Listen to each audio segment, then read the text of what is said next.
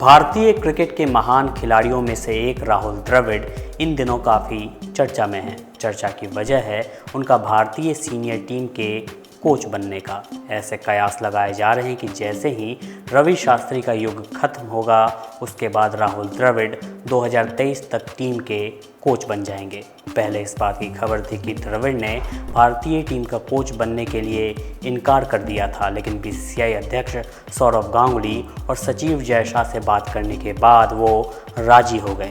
लेकिन कहानी में ट्विस्ट तब आया जब खुद सौरव गांगुली ने इस बात पर खंडन किया। पहले इस बात की खबर थी कि द्रविड़ ने भारतीय टीम का कोच बनने के लिए इनकार कर दिया था, लेकिन बीसीसीआई अध्यक्ष सौरव गांगुली और सचिव जय शाह से बात करने के बाद वो राजी हो गए। लेकिन कहानी में ट्विस्ट तब आया जब खुद सौरव गांगुली ने इस बात का खंडन किया कि इस पर अभी कोई फैसला नहीं लिया गया है।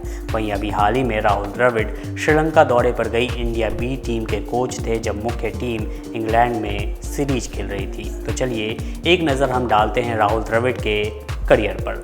भारतीय क्रिकेट के महानतम बल्लेबाजों में शुमार राहुल द्रविड़ की सबसे खास बात ये थी कि वो विकेट पर टिके रहते थे, जिसकी वजह से उन्हें द वॉल के नाम से भी जाना जाता है। अपने करियर में उन्होंने कई उतार चढ़ाव देखे, लेकिन कभी भी उन्होंने अपना हौसला नहीं खोया और अपने प्रदर्शन से अपनी काबिलियत को भी साबित किया। राहुल द्रविड़ का पूरा नाम राहुल शरद द्रविड़ है और उनका जन्म मराठी परिवार में 11 जनवरी 1973 को मध्य प्रदेश के इंदौर शहर में हुआ था। लेकिन उनके जन्म के कुछ समय के बाद ही उनका पूरा परिवार बेंगलोर चला गया और वहीं रहने लगा। उनके पिता का नाम शरद द्रविड़ था, जो कि जैम और आचार की किसी कंपनी में काम किया करते थे और यही कारण है कि राहुल द्रविड़ को लोग प्यार से जैमी भी कहते हैं। उनकी मां का नाम पुष्पा द्रविड़ था, जो कि वहीं के एक कॉलेज में बतौर प्रोफेसर काम करती थी। साल 2003 में राहुल द्रविड़ ने विजेता पेंढाकर से शादी की और उनके दो बच्चे भी हैं, जिनका नाम समित और अन्वय है। बचपन से ही राहुल द्रविड़ की रुचि क्रिकेट में रही, जिसकी वजह से उन्होंने महज 12 साल की उम्र में ही क्रिकेट के मैदान पर अपना कदम रख दिया था। बेंगलोर में उन्होंने पढ़ाई के साथ साथ घरेलू क्रिकेट पर भी ध्यान देना शुरू किया और इसके बाद उन्होंने अंडर 15, अंडर 17 और अंडर 19 में कर्नाटक की तरफ से खेल में हिस्सा लिया। शुरुआत में राहुल द्रविड़ बल्लेबाजी के साथ साथ विकेट कीपिंग भी करते थे, लेकिन कुछ दिग्गज खिलाड़ियों की सलाह के बाद उन्होंने विकेट कीपिंग को छोड़कर बल्लेबाजी पर ध्यान देना शुरू किया। आगे चलकर उन्होंने भारतीय टीम में विकेट कीपर की भी भूमिका निभाई थी। साल 1991 में उन्हें पहली बार रणजी ट्रॉफी खेलने के लिए चुना गया और महाराष्ट्र की टीम की तरफ से उन्हें खेलने का मौका मिला। इसके बाद राहुल द्रविड़ को साल 1996 में श्रीलंका के खिलाफ सिंगापुर में अपना पहला अंतर्राष्ट्रीय वनडे मैच खेलने का मौका मिला, लेकिन वो अपने पहले मैच में कुछ ज़्यादा कमाल नहीं कर पाए। लेकिन कुछ समय के बाद ही उन्होंने इंग्लैंड दौरे पर अपनी छाप छोड़नी शुरू कर दी। सौरव गांगुली के साथ राहुल द्रविड़ ने अपने टेस्ट करियर की शुरुआत की और इंग्लैंड के खिलाफ उन्होंने 95 रनों की अहम पारी खेली। आगे चलकर राहुल द्रविड़ को टेस्ट क्रिकेट में नंबर 3 पर खेलने का मौका मिला और उन्होंने इस मौके को सही तरीके से बुनाया। उन्होंने सचिन तेंदुलकर, सौरव गांगुली और वीवीएस लक्ष्मण के साथ खेलते हुए अपनी एक अलग पहचान बनाई। शुरुआत में उन्हें उनकी धीमी बल्लेबाजी के लिए वनडे क्रिकेट में ज़्यादा मौके नहीं दिए गए, लेकिन आगे चलकर उन्होंने वनडे क्रिकेट में ऐसी छाप छोड़ी जिसकी चर्चा आज भी होती है। साल 1999 और 2003 के विश्व कप में राहुल द्रविड़ के प्रदर्शन को देखकर ये साफ हो गया कि वह असल मायने में टीम इंडिया के दीवार हैं। 164 टेस्ट मैचों में उन्होंने कुल 13,228 रन बनाए हैं, जिसमें 36 शतक, 5 दोहरे शतक और 63 अर्धशतक शामिल हैं। वहीं वनडे क्रिकेट में उन्होंने बल्लेबाजी तो धीमी की, लेकिन यहाँ भी उनका करियर शानदार रहा। उन्होंने 344 वनडे मैचों में 10,889 रन बनाए हैं, जिसमें 12 शतक, 83 अर्धशतक शामिल हैं, जबकि आईपीएल में भी द्रविड़ ने अपने बल्ले से जौहर दिखाने का काम किया है। आईपीएल में राजस्थान रॉयल्स की तरफ से खेलते हुए द्रविड़ ने 89 मैचों में 2,174 रन बनाए हैं, जिसमें 11 अर्धशतक शामिल हैं। अंतर्राष्ट्रीय क्रिकेट में राहुल द्रविड़ ने सचिन तेंदुलकर के साथ मिलकर अच्छी पारी खेली है। उन्होंने और सचिन तेंदुलकर ने कुल साझेदारी करते हुए 237 रन बनाए हैं। जब एक मैच में भारतीय टीम के विकेटकीपर नयन मोंगिया चोटिल हो गए तो उन्होंने विकेटकीपिंग की भी जिम्मेदारी संभाली और जब महेंद्र सिंह धोनी टीम का हिस्सा बने तो उन्होंने ये जिम्मेदारी उन्हें सौंप दी। राहुल द्रविड़ और सचिन तेंदुलकर को लेकर दो किस्से काफ़ी मशहूर हैं। पहला ये कि जब भारत और पाकिस्तान का मैच होता था तो ये दोनों बल्लेबाज हिंदी और अंग्रेजी के बजाय मराठी भाषा में बात किया करते थे ताकि पाकिस्तान के खिलाड़ियों को भारत की रणनीति ना पता चले।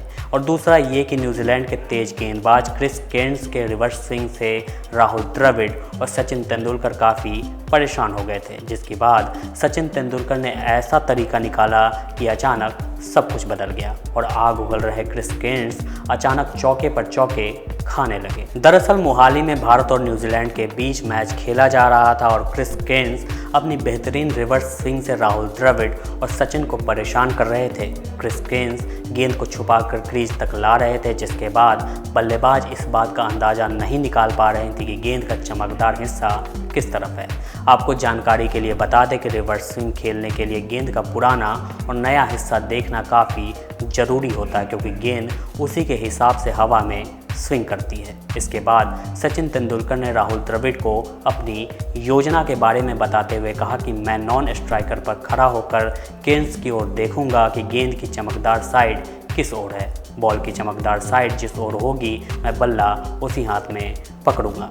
फिर क्या था, राहुल द्रविड़ ने सचिन तेंदुलकर की बात मानी और गेंदबाज की बजाय सचिन का हाथ देखने लगे और चौके पर चौके लगाने लगे। ये देखकर सभी कीवी खिलाड़ी हैरान रह गए। खुद केर्न्स को समझ नहीं आ रहा था कि अचानक भारतीय बल्लेबाज इतनी आसानी से रिवर्स स्विंग कैसे खेलने लगे। लेकिन कुछ देर बाद केर्न्स और कीवी खिलाड़ियों को ये बात समझ आ गई कि सचिन लगातार गेंदबाज के हाथ को देख रहे हैं और राहुल द्रविड़ को वो सिग्नल दे रहे हैं। इसके बाद केर्न्स ने सोचा कि क्यों ना सीम की जगह क्रॉस सीम से गेंद फेंका जाए और अचानक वो गेंद करते करते रुक गए।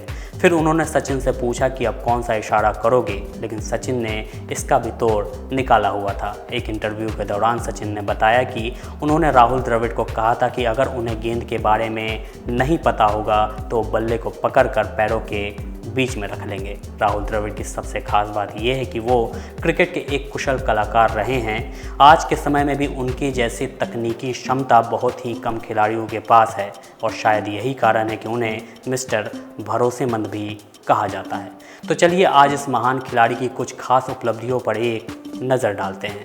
1998 में राहुल द्रविड़ को अर्जुन अवार्ड से सम्मानित किया गया था। साल 2000 में राहुल द्रविड़ को Wisden cricket of the year चुना गया। साल 2000 में राहुल द्रविड़ को पद्मश्री से सम्मानित किया गया था। इसके साथ ही साल 2004 में ही राहुल द्रविड़ को ICC player of the year के खिताब से भी नवाजा गया था। वहीं टेस्ट क्रिकेट के इतिहास में राहुल द्रविड़ सबसे अधिक कैच लेने वाले खिलाड़ी हैं, जिनके नाम 200 कैच हैं। राहुल द्रविड़ दुनिया के तीसरे और भारत के दूसरे ऐसे बल्लेबाज हैं जिनके नाम 12,000 टेस्ट रन हैं। राहुल द्रविड़ भारत के तीसरे ऐसे बल्लेबाज हैं जिनके नाम 10,000 से ज़्यादा वनडे रन हैं। राहुल द्रविड़ ने अपने अन्य साथी क्रिकेटरों के साथ 85 से अधिक शतकीय भागीदारियां निभाई हैं, जो अपने आप में एक रिकॉर्ड है। राहुल द्रविड़ वनडे के ऐसे इकलौते खिलाड़ी हैं जिन्होंने एक पारी में 300 से ज़्यादा रनों की भागीदारी में हिस्सा लिया है। इतनी सारी उपलब्धियों को हासिल करने के बाद राहुल द्रविड़ ने साल 2012 में अंतर्राष्ट्रीय क्रिकेट से संन्यास ले लिया और उसके ठीक एक साल के बाद 2013 में आईपीएल समेत T20 क्रिकेट से भी संन्यास ले लिया।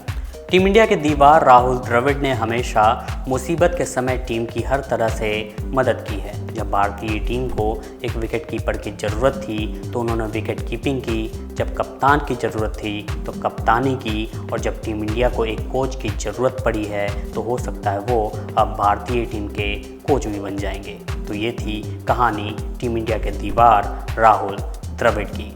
आज की कहानी में बस इतना ही। अगली बार फिर मिलेंगे एक नई किस्से और कहानी के साथ। तब तक के लिए नमस्कार।